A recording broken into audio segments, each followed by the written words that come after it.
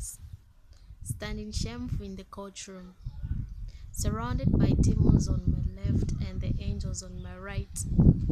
Satan is a persecutor holding millions of records about my life, and God, sitting on the throne with a mighty cover on his hand. I had no lawyer, placed on trial for things such as lying, stealing, and fornication. For this was the beginning of my tribulation, for there was no reason pleading for an innocent statement, for all the evidence was sitting right there with Satan. The demons smiled as tears rolled down the judge's eyes, for they clearly knew that now is the hour of my demise.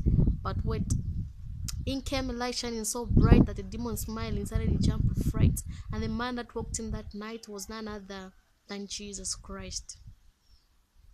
Darkness departed to give way, and glory was all the angels could say, as the man that walked in that night pulled out a light and immediately set Satan's records against me on fire. He took the sentence file and erased my name, looked at me into the eyes and said, "Daughter, I'll take the blame." Handcuffs were placed on this man and was thrown to the ground. The entire courtroom gossiped like this older son and suddenly seized the beat of his heart. The man that walked in glowing and now became dark. I did this to him. My lying, my stealing, my cheating, and he took the pen and spent 3 days in the hell that I was supposed to go to for eternity. I left the courtroom that day, for there was nothing I could say. I was found innocent of Christ under the debt that I was supposed to pay.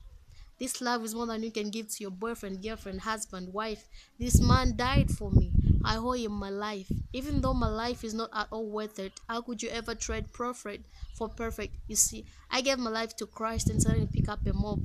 The lying, stealing, cheating, all that had to stop because my life had been bought. And it would be a shame to sit right there and do nothing but let it rot. I'm not perfect, and the awareness of sin hasn't completely diminished from my life. But I believe Jesus' words when he said on the cross, "It is finished."